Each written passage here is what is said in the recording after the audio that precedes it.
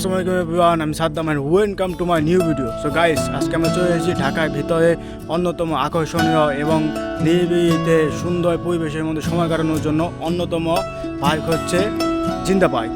তো আজকে আমরা এই জিন্দা পার্কে আপনি কীভাবে আসবেন, এখানকার টিকিটের মূল্য কত টাকা, ভিতরে কী কী আছে, সম্পূর্ণ একটা গাইডলাইন দেওয়ার চেষ্টা করব। এই জন্য আমার এই ভিডিওটি কোনোভাবে কোনো স্কিপ না করে সম্পূর্ণ দেখায় অনুরোধ থাকবে। তাহলে চলুন দেরি না করে আজকে ভিডিওটা শুরু করা যাক।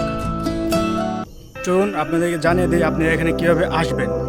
আপনারা যে কোনো স্থান থেকে আপনাদেরকে সর্বপ্রথম চলে আসতে হবে ঢাকায় কুইন বিশ্ব রোড।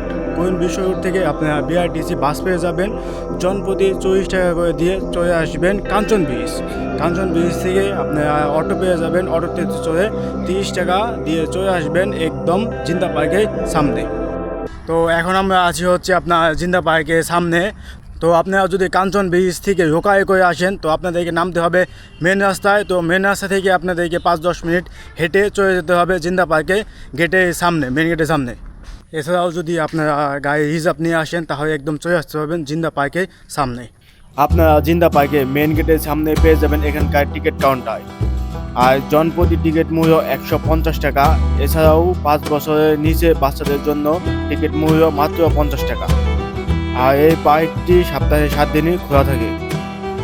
আপনারা চাইলে যে কোনো দিনই চলে আসতে পারেন। তো এখন আমরা চলে এসেছি একদম জিন্দা পার্কের ভিতরে। পার্কে ঢোকার সাথে সাথে আপনারা দেখতে পাবেন সুন্দর একটি মাঠ, আর মাঠের ওই পাশে রয়েছে এখানকার স্কুল।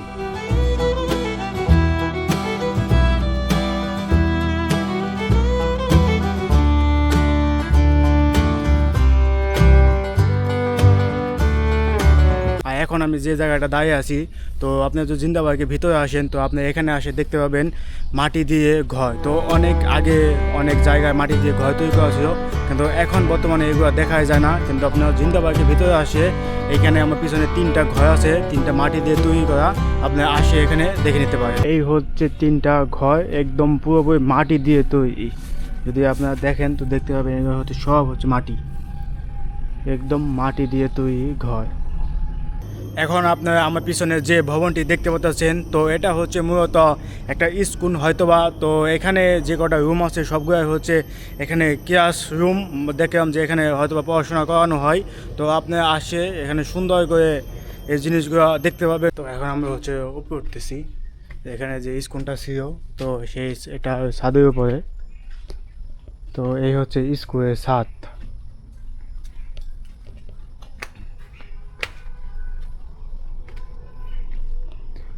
তো এটা হচ্ছে সেই স্কুলের ছাদ, আর নিচ দিয়ে হচ্ছে আপনার ক্লাসরুম।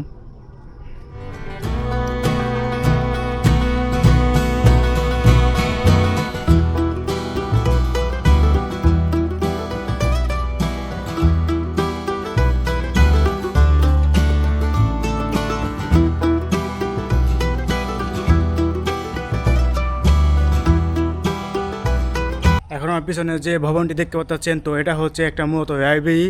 তো এটার ভিতরে আমার জানা মতো এখানে টিকিট কেটে মূলত ঢোকা যাইতো, কিন্তু বর্তমান এটা বন্ধ আছে। এই জন্য আমরা এটা ভিতরে ঢুকে আপনাদেরকে দেখাতে পারতেছি না। আপনারা যদি আসেন খোলা থাকে তো আপনি এটা ভিতরে ঢুকে দেখতে পাবেন, একদম উপরে ছাদ পর্যন্ত ঘুরে আসতে পারবেন। জিন্দা পার্কের ভিতরে আসেন তো অবশ্যই চেষ্টা করবেন বৃষ্টির দিনগুলো ছাড়া এখানে আসতে, কারণ বৃষ্টির দিনে এখানে কাদা হয়ে থাকে। তো এই কারণে বৃষ্টির দিন ব্যতীত আপনার যে কোনো দিন এখানে আসতে পারেন।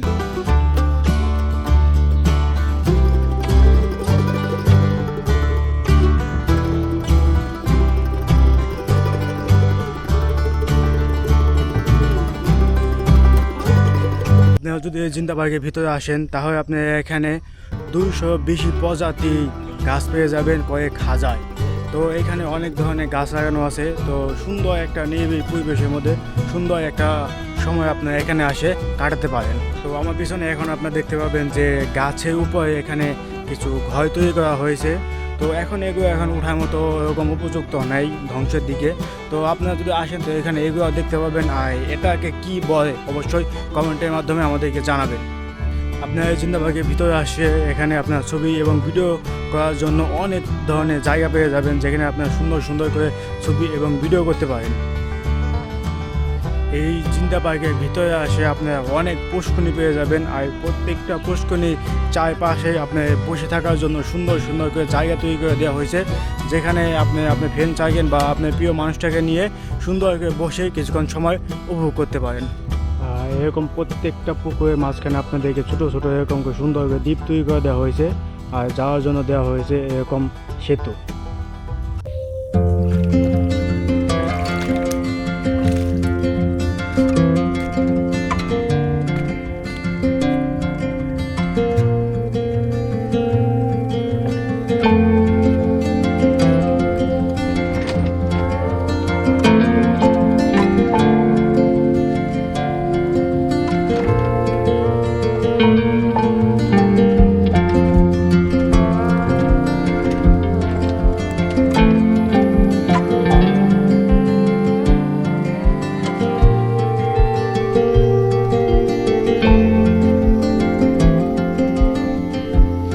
আপনার জিন্দাবাগের ভিতরে আসে আপনি এখানে দেখতে পাবেন একটা স্মৃতিসৌধ তৈরি করা আছে। তো এটা মূলত কিসের জন্য তৈরি করা আছে তো এটা আমি জানি না, যদি আপনারা কেউ জানেন তো অবশ্যই কমেন্টের মাধ্যমে আমাদেরকে জানাবেন। এই হচ্ছে এখানকার স্মৃতিসৌধ, আর এই পাশাপাশি এখানে আছে হচ্ছে একটা সুন্দর করে মসজিদ তৈরি করা হয়েছে, মসজিদটা দেখা যাচ্ছে। এখন আমি আছি হচ্ছে জিন্দা পার্কের ভিতরে যে একটা মসজিদ আছে, তো ওই মসজিদের সামনে। তো এই হচ্ছে এখানকার সেই মসজিদটা। তো মাশাআল্লাহ দেখতে অনেক সুন্দর, তো অনেক সুন্দর করে মসজিদটা তৈরি করা হয়েছে। তো আমরা মসজিদের ভিতরে প্রবেশ করেছি, তো আপনাদেরকে আমি একটু কাছ থেকে এই মসজিদটা দেখাই। একদম সুন্দর করে এখানে একটা মসজিদ তৈরি করা হয়েছে।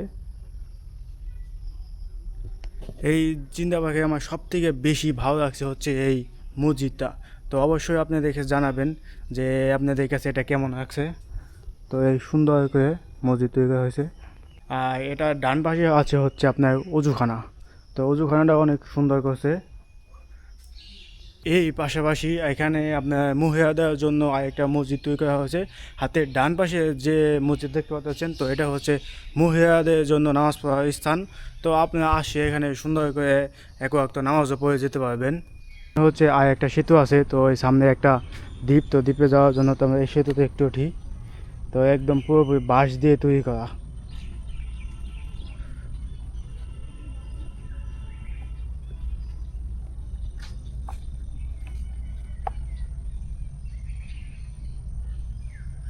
তো আমাদের আজকে এই ভিডিওটা এতটুকু ছিল। তো অবশ্যই কমেন্টের মাধ্যমে জানাবেন যে আমাদের এই ভিডিওটা কেমন লাগছে। তো পরবর্তী ভিডিওটা আবার আপনাদের সাথে দেখা হচ্ছে। ওই পর্যন্ত আপনি ভালো থাকেন, সুস্থ থাকেন। আসসালামু আলাইকুম।